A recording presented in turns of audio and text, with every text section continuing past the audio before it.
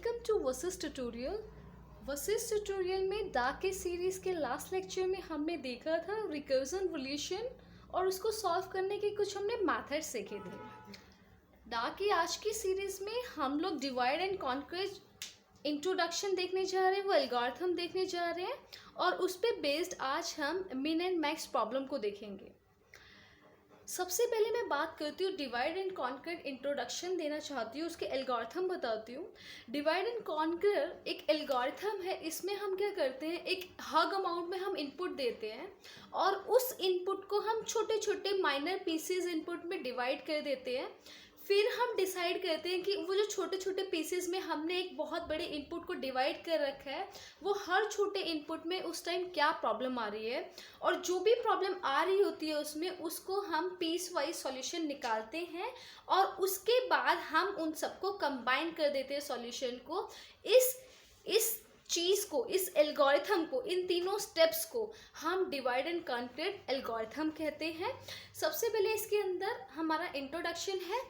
Divide and conquer is an algorithm pattern. In algorithm method, the design is to dispute on a hug input, break the input into minor pieces, decide the problem in each of the small pieces, and then merge the piecewise solution into a global solution. This mechanism of solving the problem is called the divide and conquer strategy. तो divide and conquer strategy हमारी थी क्या कि हमने एक हग input लिया, उसको छोटे छोटे स्मॉल पीसेस इनपुट में हमने उसे डिवाइड कर दिया। फिर पीस वाइज हमने उसको सॉल्यूशन फाइंड किया और जो पीस वाइज हमने सॉल्यूशन फाइंड किया उसको हमने मर्ज कर दिया और एक बड़ा सा सॉल्यूशन तैयार किया, ग्लोबल सॉल्यूशन तैयार किया। और इस मैकेनिज्म को, एक प्रॉब्लम के सॉल्व करने के मैकेनिज्म को हमने कहा डिवाइड एंड कॉन्कर स्ट्रैटेजीज। तो इसके अंदर मेरे 3 स्टेप्स आते हैं। सबसे पहला स्टेप क्या होता है, डिवाइड। द ओरिजिनल प्रॉब्लम को हम छोटी छोटी सब प्रॉब्लम्स में डिवाइड कर देते हैं। से ये कोई एक प्रॉब्लम है, इसको मैंने छोटी छोटी प्रॉब्लम्स में डिवाइड कर दिया है। कॉन्कर क्या होता है कि जो हर मेरी प्रॉब्लम है उसके मैंने एक स्पेसिफिक सॉल्यूशन निकाला, मैंने हर प्रॉब्लम का इंडिविजुअल मैं सॉल्यूशन फाइंड करूंगी। और कंबाइन क्या होता है, जैसे मैंने सॉल्यूशन फाइंड कर लिया हर एक सब प्रॉब्लम का, उसको मैंने कंबाइन कर दिया एक प्रॉब्लम में, ताकि जो वो एंटायर प्रॉब्लम थी उसका मेरे को सॉल्यूशन मिल जाए, उसे बोलते हैं हम कंबाइन। तो डिवाइड क्या है, the original problem into a set of सब problem. Conquer solve every sub problem individually and combine is put together the solution of the sub problem to get the solution to the whole problem. ठीक है, जैसे हमारी कोई भी एक problem थी उसको हमने छोटी छोटी सब प्रॉब्लम में डिवाइड कर दी। इट कैन बी एनीथिंग, कितने भी सब प्रॉब्लम्स उसके पीसेस में आप डिवाइड कर सकते हो और हर पीसेस का हम सॉल्यूशन डिटरमाइन करेंगे और फिर जो हर प्रॉब्लम का जैसे से हमने सॉल्यूशन डिटरमाइन कर दिया उसको कंबाइन कर देंगे, तो जो हमारी एक्चुअल प्रॉब्लम थी हमें उसका सॉल्यूशन मिल जाएगा।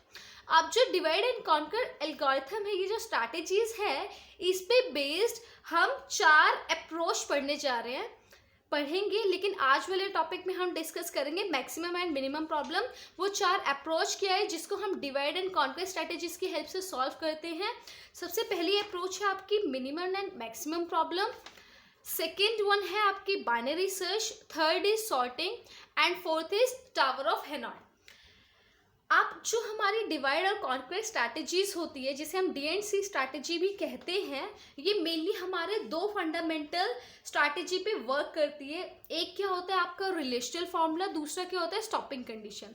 रिलेशनल फॉर्मूला क्या होता है कि हम ना एक फॉर्मूला जनरेट करते हैं टेक्निक लगा के, इटरेटिव या कोई भी डिपेंड करता है कि किस टाइप की हमारी इक्वेशन बनती है।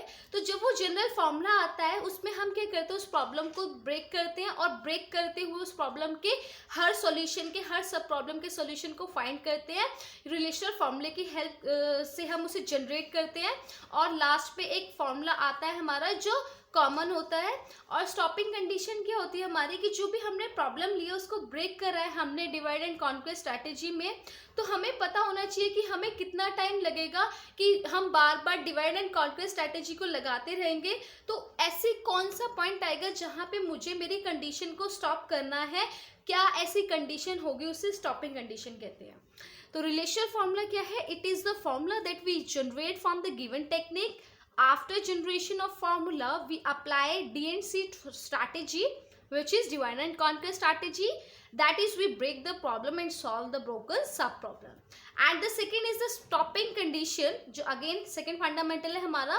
When we break the problem using divide and conquest strategies, then we need to know that how much time we need to apply divide and conquer. So the condition where the need to stop our recursion steps of D and C is called as stopping condition, ताकि हमें पता चल जाए कि जो हम divide and conquest technique लगा रहे हैं कि एक कंडीशन, एक स्टॉपिंग कंडीशन तो ऐसी होनी चाहिए सो दैट कि हम ये फाइंड कर सकें, हम ये डिटरमाइन कर सकें कि कौन से एक पॉइंट पे हम वहाँ पे अपनी डिवाइड एंड कॉन्क्वेस्ट स्ट्रैटेजी रुक सकती है, ब्रेक कर सकती है। एक स्टॉपिंग पॉइंट हमें ढूंढना होता है। तो आज वाली हमारी प्रॉब्लम में जो डिवाइड एंड कॉन्क्वेस्ट स्ट्रैटेजीज में मैंने आपको ये 4 प्रॉब्लम्स बताई थी, अप्रोच बताई थी, उसमें हम फर्स्ट डिस्कस करने जा रहे हैं मैक्सिमम एंड मिनिमम प्रॉब्लम। तो आपकी मैक्सिमम एंड मिनिमम प्रॉब्लम है क्या? हमने इसमें बेसिकली क्या करना है, एक एल्गोरिथम को एनालाइज करना है जिसमें से हमारे पास बहुत एक एरे लिया है, उसके अंदर बहुत सारे एलिमेंट्स हैं, उसमें से हमने मैक्सिमम और मिनिमम एलिमेंट हमने फाइंड करना है, हमने सर्च करना है।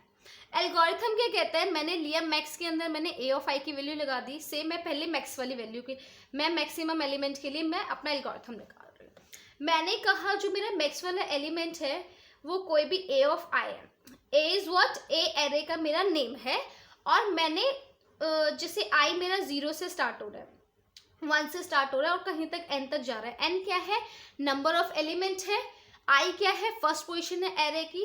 तो मैंने कहा मेरा जो लूप है, मैंने जो फर्स्ट पोजीशन ली वो मैंने मान लिया, ये मैंने ए ऑफ आई मान लिया, मैक्सिमम वाला एलिमेंट मैंने मान लिया।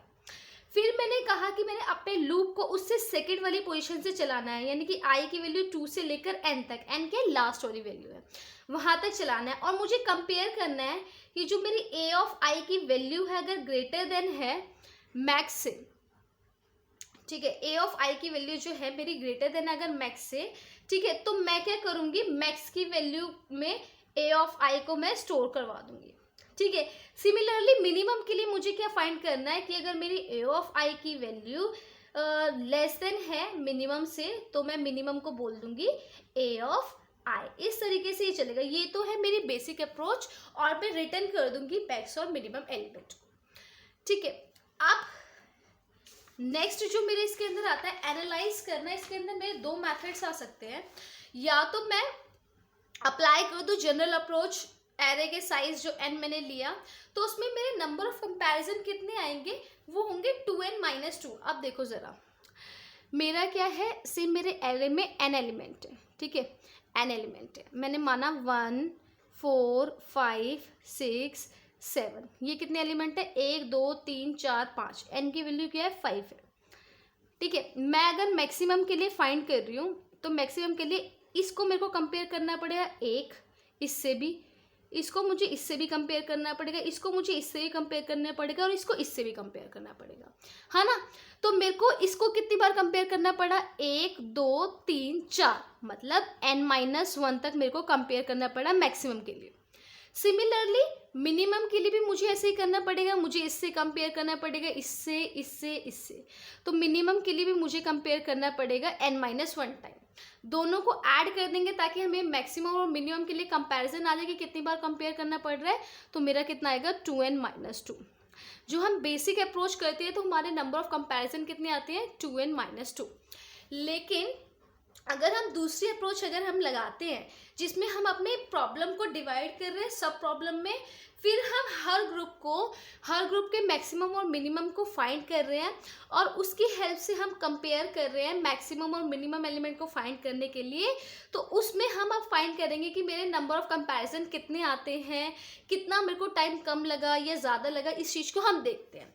मैंने माना कि n मेरा क्या है, साइज है आइटम का एक एरे में, और टी ऑफ एन मैंने माना कि मुझे टाइम लग रहा है एल्गोरिथम में, मतलब हर जो एरे है ना उससे कंपेयर करने में मुझे टी ऑफ एन मेरा टाइम लग रहा है, और साइज n के लिए मुझे, अब मैं क्या कर रही हूँ, अपनी टर्म को डिवाइड कर रही हूँ Tn/2, मतलब मैंने ये वाली जो वैल्यू है Tn, मेरे को एक तो लगेगा Tn/2 प्लस Tn/2, एक मिनिमम के लिए इतना टाइम लगा, आधा टाइम मिनिमम के लिए लगा। मैंने माना था ना कि Tn मेरा पूरा उसके लिए टाइम लग रहा है, सारे एलिमेंट के लिए मैक्सिमम मिनिमम फाइंड करने के लिए, तो उसका आधा टाइम तो मेरा मिनिमम के लिए लगेगा और आधा टाइम मैक्सिमम के लिए लगेगा, इसलिए मैंने कहा T of n by two तो मेरा मिनिमम के लिए लग रहा है, लेकिन T of n by two मेरा मैक्सिमम के लिए लग रहा है। लेकिन ये जो टू है ये कहाँ से आया, ये क्या है, मेरा नंबर ऑफ कंपैरिजंस है मिनिमम विद मिनिमम के साथ और मैक्सिमम विद मैक्सिमम के साथ, कि मिनिमम विद मिनिमम का मेरा एक हो गया, मैक्सिमम विद मैक्सिमम का मेरा एक हो गया। ठीक है, तो इसलिए मैंने यहाँ पे 2 ऐड कर दिया। इन दोनों को ऐड करेंगे तो 2t(n/2 + 2 आ जाएगा। ये मेरा एक रिलेशन फॉर्मूला जस्ट बना है। अब मैंने माना कि मेरी जो स्टॉपिंग कंडीशन है वो t(2) 1 है। ये आपने याद रखनी है ये चीज़ कि स्टॉपिंग कंडीशन इसकी t(2) यानी कि 1 होगी।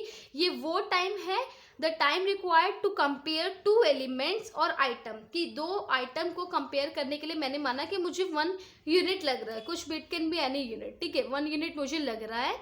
और टाइम हमने जो मेज़र किया है कंपैरिजन के टर्म्स में मेज़र किया है। अब मैंने क्या कहा, जो मेरी ये वाली इक्वेशन थी, इक्वेशन 4 में मैंने n की वैल्यू पुट कर दी n/2, put n = n/2 in equation first. ठीक है, फर्स्ट में पुट कर दी तो यहाँ क्या हुआ, t इसकी जगह n/2, 2 ऐसे ही रहा, t ऐसे ही रहा, n की जगह n/2 आया, बाय 2 + 2 एज इट इज आ गया। अब मैंने फर्स्ट और सेकंड को यूज करना है और यहाँ पे जो tn/2 है उसकी वैल्यू मेरे को डाल देनी है। तो t of n 2 as it is है और tn/2 की जगह मेरे को ये वाली वैल्यू मैंने यहाँ पुट कर दी, +2 मैंने लिख दिया, तो ये मेरा आंसर आया। इसको n/4 लिखो या फिर मैं लिख दूँ इस वाली टर्म की जगह n/2 का स्क्वायर, तो बात एक ही है। ठीक है, अब आगे देखो, सिमिलरली मैंने इस प्रोसीजर को लगाती रही, मैं अप्लाई करती रही और मेरा आगे एक जनरल फॉर्मूला आया, t ऑफ n = 2 की power i, t of n/2 की पावर i + 2 ऑफ i, इस तरीके से मेरा आया। कोई भी मैंने i टर्म तक जब तक इटरेशन लगाई। अब मैंने स्टॉपिंग कंडीशन ली कि n/2 की पावर i जब 2 के इक्वल है, ये मेरी स्टॉपिंग कंडीशन है, ये आपने याद रखनी है। तो n की वैल्यू मेरी क्या आई, ये इधर चला गया, यानी कि n = 2 × 2 की पावर i, बेस सेम है, पावर ऐड हो जाती है। अब मैंने थर्ड इक्वेशन और फोर्थ इक्वेशन को यूज़ किया और 2 की पावर जहाँ i + 1 है वहाँ मैंने वैल्यू डाल दी। ठीक है, अब देखना जरा, n/2 की पावर i = 2 के इक्वल है, मैंने यहाँ इसकी वैल्यू को पुट कर दिया, 2 डाल दिया, बाकी चीज़ सेम है। मैंने अभी पढ़ा था t ऑफ 2, 2 टर्म्स को कंपेयर करने के लिए 1 यूनिट का टाइम लग रहा है, इसकी वैल्यू क्या थी, 1 थी, ये मैंने कर दिया। अब ये देखो, ये आपको दिखाई दे रही है कि ये एक जीपी की सीरीज बना रही है ना, जीपी की सीरीज बना रही है। तो जीपी का मेरे को, और इसमें कॉमन डिफरेंस कितना आ रहा है, कॉमन रेशियो कितना है मेरा, वो 2 है। तो मैंने लिख दिया r × a-r1/r-1, ये मैंने फॉर्मूला लगा दिया अपना। यहाँ से मेरा सॉल्व करके क्या आया, ये इससे यहाँ नीचे तो 1 बचा मेरा, ये 2 इससे मल्टीप्लाई हुआ तो 2 की पावर i + 1 हो गया, ये 2 इससे गया तो 2 आ गया। यहाँ मेरी ये सीरीज आ गई और मैंने पढ़ा था 2i + 1 मेरा किसके इक्वल था, n के इक्वल था, मैंने n डाल दिया। और 2 की पावर i की अगर मैं वैल्यू निकालूं तो यहाँ से देखो 2 की पावर i की वैल्यू होगी तो मेरी n/2 होगी, ये मैंने अपनी वैल्यू यहाँ लग दी और यहाँ -2 आ गया। इसको सॉल्व करके 3n - 2 मेरा कितना है, टोटल टाइम आया मेरा, यानी कि नंबर ऑफ कंपैरिजन आए मेरे। अब जब मैंने देखा कि जब मैंने डिवाइड एंड कॉन्कर एल्गोरिथम निकाला तो मेरे जो नंबर ऑफ कंपैरिजन्स आए वो आए 3n/2 - 2 आए, और जो नंबर ऑफ कंपैरिजन मैंने निकाला जनरल अप्रोच में वो 2n - 2 था, जो मैंने आपको बताया। अब इस एल्गोरिथम को जब मैंने डिवाइड एंड कॉन्कर एल्गोरिथम निकाला तो मेरे जो नंबर ऑफ कंपैरिजन्स हो जाते हैं वो रिड्यूस हो जाते हैं, मेरा टाइम बच जाता है। इसको मैं एक एग्जांपल से सॉल्व करके दिखाती हूँ कि मेरे पास एरे है जिसका साइज मेरे को 8 दे रखा है। मैंने इसमें पहले लगाई मेरी जनरल अप्रोच, 2n - 2 वैल्यू डाल दी इसकी, तो मेरे 14 कंपैरिजन आए। और जब मैंने अपनी डिवाइड एंड कॉन्कर से जो मेरा एल्गोरिथम बना था, जो मेरा फॉर्मूला आया था उसमें लगाया तो मेरे 10 कंपैरिजन, तो मेरे कंपैरिजन रिड्यूस हो गए। तो डिवाइड एंड कॉन्कर अप्रोच या स्ट्रैटेजी को आप यूज़ करते हो तो आपके सॉल्यूशन इजीली आप फाइंड कर सकते हो। नेक्स्ट वीडियो में हम देखेंगे उसका सेकेंड बाइनरी सर्च देखेंगे डिवाइड एंड कॉन्कर अप्रोच पे based. Thank you for watching versus tutorial. Please like, subscribe and bell icon को दबाना मत भूलिएगा ताकि आपको मेरे आने वाले वीडियोस के भी अपडेट मिलते रहें। Thank you so much.